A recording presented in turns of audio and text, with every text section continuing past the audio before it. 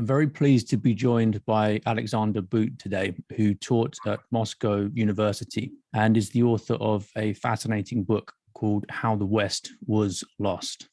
Alexander, there's an interesting comment you make that I'd like to begin with, which is that people would catch a glimpse of the West across a castle moat or hear an echo of it through a concert hall door.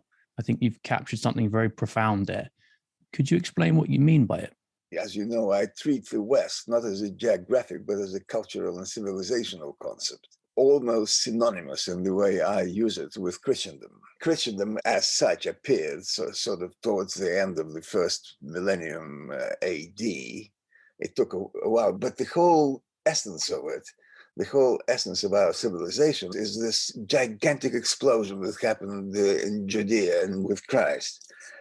And suddenly, the entire presupposition of the Hellenic world was turned upside down. Suddenly, not only the world has changed, but man has changed. Because in the Hellenic world, the people basically express themselves publicly. Our word idiot, for example, comes from the Greek word for a person who wasn't particularly interested in public affairs. And yet for Dr. Johnson, who was clearly not a Hellenic man, but a Western one, said that public affairs vex no man.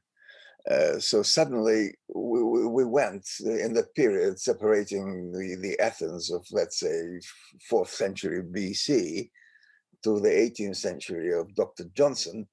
And we see the seminal difference that the Greek expressed himself in the agora, in the market square. He would go there, he would chat with others. If he was qualified to vote, he certainly would. He actively participated in public affairs to a point where res publica trumped res privata. Very often the Greeks wouldn't even go home except for meals or to sleep. I mean, they would spend their whole life out there in the agora.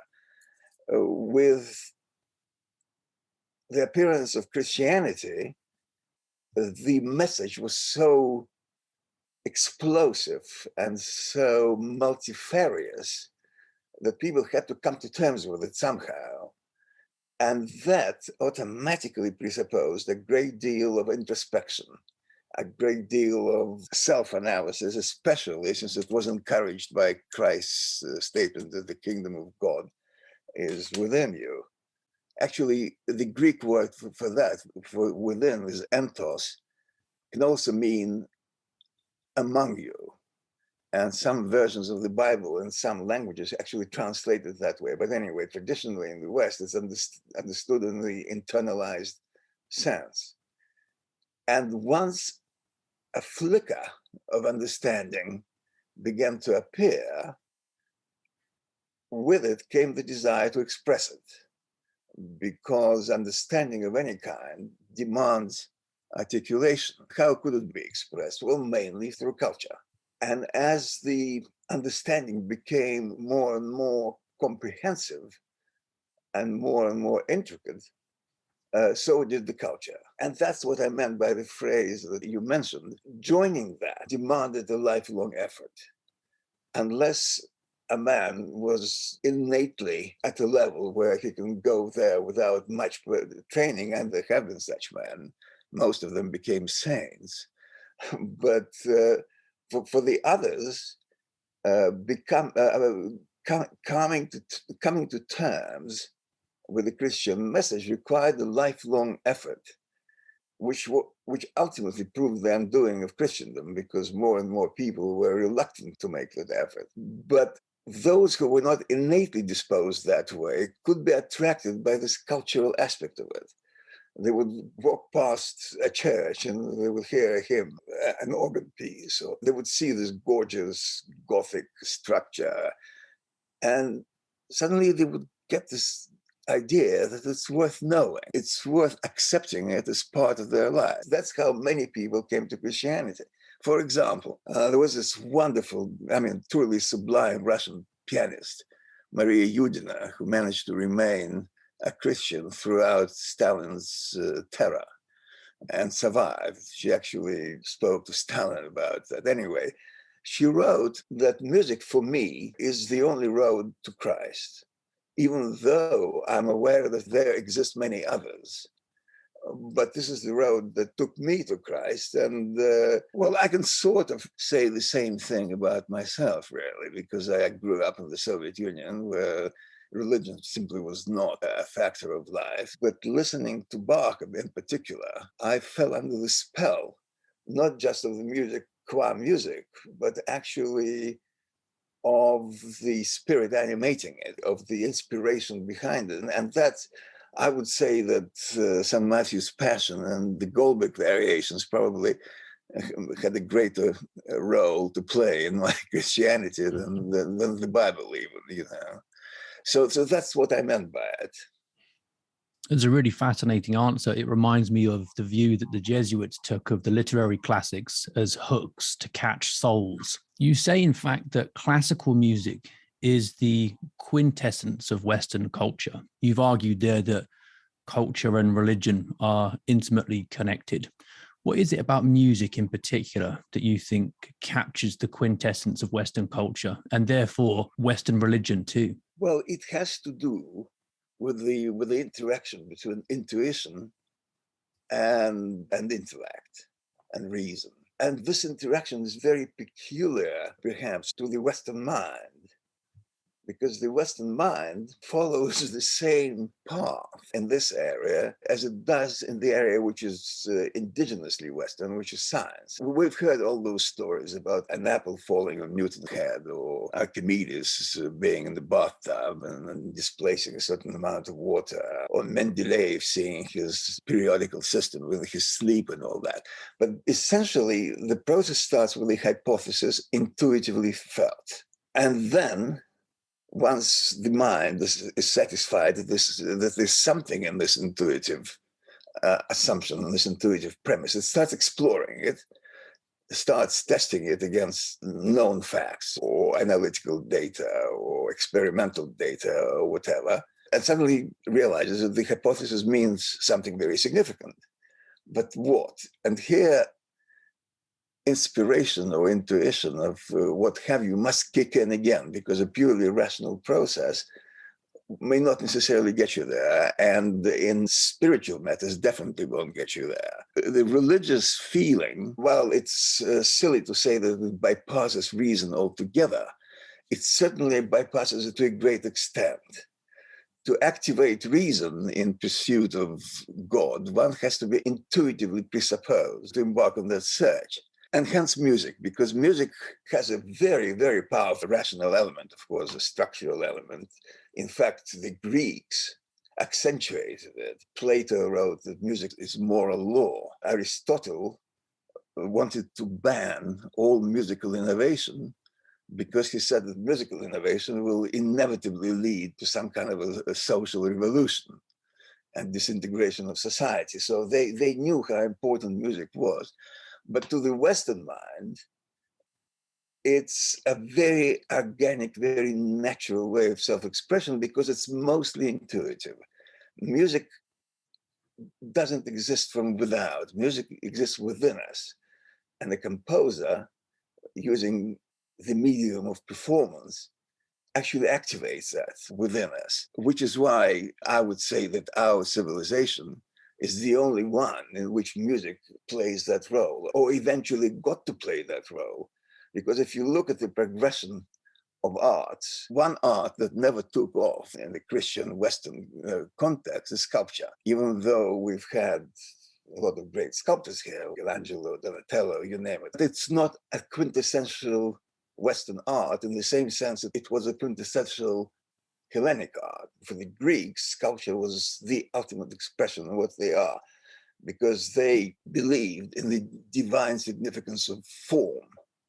And sculpture, with its three dimensions, was their perfect medium. In Christendom, form is only seen as a shell that contains substance. And music somehow unites those two, which is why the first great Western art was architecture. It started around the 9th century, reached its absolute peak around 12th and 13th centuries. And at that time, both music and, let's say, painting were only aspects of architecture, in the sense that music was strictly confined to the church, as was painting, because Christianity, unlike Judaism, it's possible to depict divine personages because of the reincarnation, because Christ was not only God, but also man. And therefore, his corporeal nature can be depicted pictorially. So those two arts, painting and music, were aspects of architecture. And then painting was the first to break out during the early Renaissance. And suddenly people like Giotto, for example, they took their painting to a great extent out of the church, not completely, certainly. And music was becoming more and more intricate within the church. And eventually it too left it. And it took over from painting as the indigenous quintessential Western art. I'm not mentioning literature here, because literature, obviously, the written word, is paramount in its importance to our civilization, but not only to our civilization, it crosses over into all others. Whenever we try to explain some kind of entity, we focus on those things that are indigenous to it, are unique to it, rather than those it shares with others. For example, a tricycle has 3 wheels and is made of metal and can transport a person. And you can say the same thing about an airplane. But if you don't mention that airplanes fly, you're missing the point. So I dare say music really expresses the essence, both the intuitive essence of Western man and the rational. It expresses intuition within a strict discipline, which is, if you think about it, this is the nature of any kind of expression. Self-expression without discipline is anarchy and gibberish, really, which is what these days is ignored, unfortunately. People think that art is just self-expression. When I was a little boy in Russia, there was another boy who loved music. In fact, he turned me on to the classical music. I don't know, I was 5, probably 6, whatever. And then his mother took him to music school. And they started teaching him arpeggios and scales and all that. And he said, I don't want that.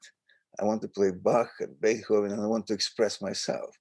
And he was told, yeah, by all means, but before you do that, before you learn how to do that, you need to do this. You need to run your fingers along the keyboard to make sure that they hit the right keys. Otherwise it's not going to happen. So music functions according to a very strict mathematical discipline, which unlocks the inner resources of the music and allows it to soar to the kind of heights that in our Western context are unreachable, in my view, by any other means, this side of the church. And the poets themselves have acknowledged what you say about music. Walter Pater said that all the arts aspire to the condition of music. You say that as Christian culture grew more sublime and consequently more exclusive, Christendom became more vulnerable. Could you expand on that a bit, please? Well, as man's understanding of Christ's message became more intricate, so did the culture. And here, I kind of rely on the distinction made by the German philosophers of the Enlightenment between culture and civilization, which to me is fundamental.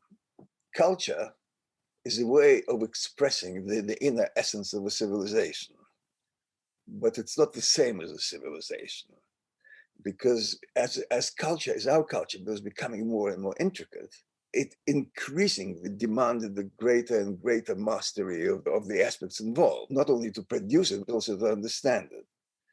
At the same time, Christian philosophy, Christian theology followed exactly the same path, and it too became extremely involved, which again led to a certain amount of particularism, what today is so awfully called elitism. If culture eventually became something created for few by fewer, civilization cannot survive like that. Civilization has to include all, or at least most, people who live within it. I mean, some may be driving it, some may be in the passenger seat, some may be sleeping in the back, but they all have to be inside.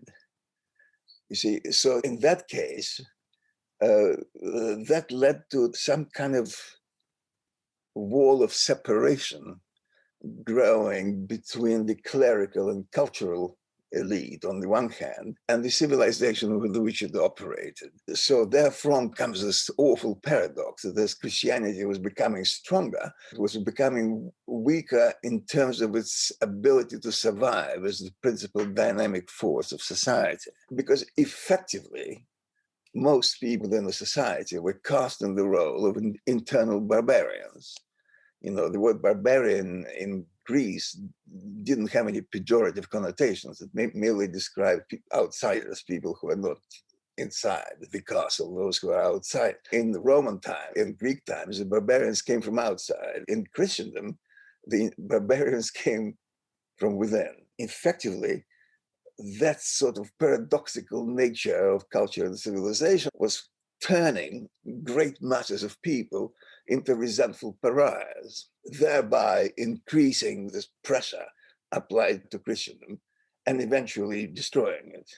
On that note, you say that the shock waves of the Reformation have never become properly attenuated. What do you see as the main shock waves, and how are we still feeling them now? It destroyed the church as the depository of theological reason and God's truth. Suddenly, as Luther put it, every man is his own priest. Well, if every man is his own priest, eventually he becomes his own God. So I essentially treat the Reformation as the anteroom of atheism. It's for no trivial reason that the church tried to prevent the appearance of vernacular Bibles. The scripture was made universally available, and the super-religious individuality was being encouraged, because if every man was seen to be adequate to the task of understanding the incredibly subtle and profound messages one finds in the two testaments, then every man was absolutely ready to do everything else, including to govern himself. So in that sense, the Reformation unleashed egotism. It also destroyed the whole vertical structure on which Christendom was based. It was the vertical structure within the church itself, subsidiarity, devolving power to the lowest reasonable level. And incidentally, if you look at the traditional Western state, it followed the same principle, devolving power to the lowest sensible level. The Reformation destroyed that. It destroyed the uniformity of Europe. If you look at the 13th century, which Chesterton believed to be the apex of cultural and intellectual development of the West, you look at the key figure of the 13th century, Thomas Aquinas, and you ask somebody, what nationality was he? You know, you don't know. Nobody knows, because ethnically he was more German than anything else. He was born in Italy. He spent most of his life in France. All his output, intellectual output, is in Latin. When people talk about this monstrous construct called the EU as an attempt to unite Europe, they should remember that Europe was already united in the Middle Ages. But the Reformation, however, introduced a divisive difference. Suddenly, let's say, England and Spain, or France and Holland were no longer Christian. They were either Protestant or Catholic, and none so hostile as divergent exponents of the same creed, which is why, for example, the Bolsheviks killed other Bolsheviks with even more gusto than they killed anybody else. So I do see the Reformation as a hugely destructive period. It set up the Enlightenment, which finished the job. The Enlightenment essentially took all the principles first enunciated by the Reformation and put them in an entirely secular context. Suddenly, man was his own God because there was no other God. So that led to any number of perversions we're still suffering from. For example, it politicized life completely, because all liberal states, post-Enlightenment states, political states, and political states had not existed before the 18th century, early 19th. And the political state is naturally expansionist and naturally aggressive. It wants to encompass and control every aspect of life. In that sense, I say that all modern governments, all modern Western governments, are inherently totalitarian, even if they style themselves as liberal democratic. You've emphasized the destruction of tradition in various ways there, explaining the impact of the Reformation.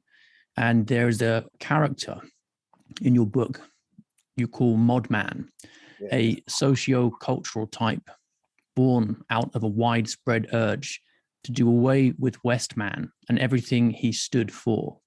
You explain that Modman, in your view, is driven by revenge. In what way do you think revenge is involved in this assault on tradition? It's kind of a two-pronged assault. Modman, on the one hand, detests tradition because he appeared as a denial of it. It was the explosion of what the Greeks called nomos, traditional intuitive assumptions, that produced Modman, that produced the modern man, which is an entirely different socio-cultural type from Western man or Westman, as I call him. So the desire for revenge, if we proceed along the path and the first lit up by Aristotle in logic, let's look at the empirical facts. Every revolution, starting with the two English revolutions of the 17th century and proceeding to the French Revolution of the 18th and assorted revolutions in the 19th century, including the American Revolution at the end of the 18th century, then the Civil War, the Russian revolutions, they all were accompanied by unrestrained violence, more or less, which is why, incidentally, I emphatically disagree with Burke, who otherwise is my idol, really. I think he was terribly wrong on the subject of the American Revolution. He very famously tore the French Revolution to shreds, but then he welcomed the American Revolution, saying it's a revolution not made but prevented. In fact, they were practically identical, driven by the same philosophical principles of the Enlightenment.